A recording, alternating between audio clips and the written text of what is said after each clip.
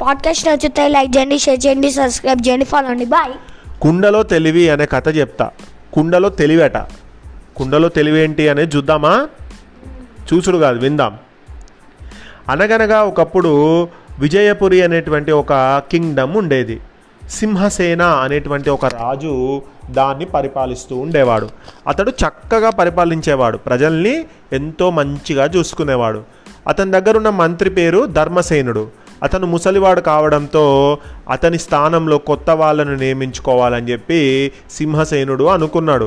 తన దగ్గర మంత్రిగా ఉండాలంటే అతనికి అపారమైన తెలివితేటలు ఉండాలి అని అనుకున్నాడు.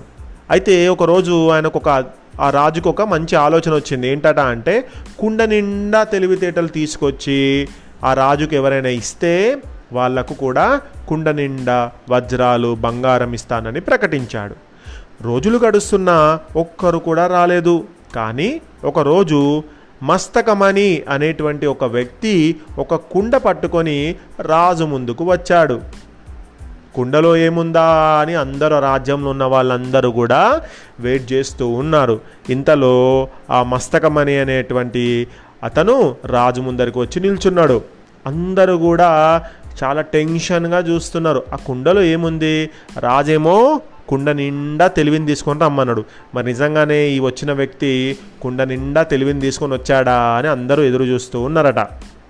అప్పుడు అతను రాజు ముందరికి వచ్చి నిల్చొని, రాజా, ఇదిగోండి మీరు అడిగినటువంటి కుండ నిండా తెలివి, దీని నిండా తెలివి ఉంది.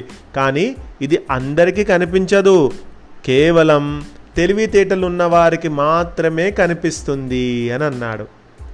ఆ కుండలో ఉన్న తెలివి కనిపించలేదంటే అతనికి తెలివి లేనట్లే అని ఆ ఖాళీ కుండను రాజు ముందు పెట్టాడు.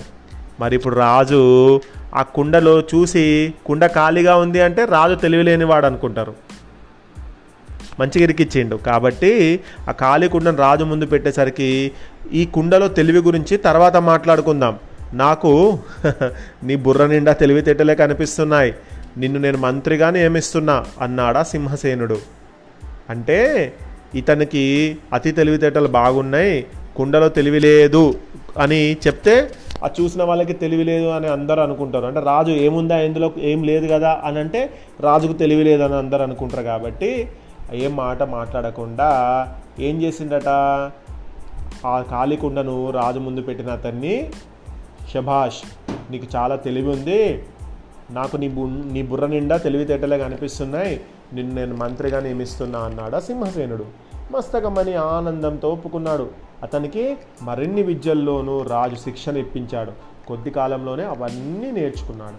తర్వాత కాలంలో మస్తకమణి తన తెలివితేటలతో చాలా సమస్యల నుంచి విజయపురి రాజ్యాన్ని కాపాడాడు. మంచి సమర్థమైన మంత్రిగా పేరు తెచ్చుకున్నాడు.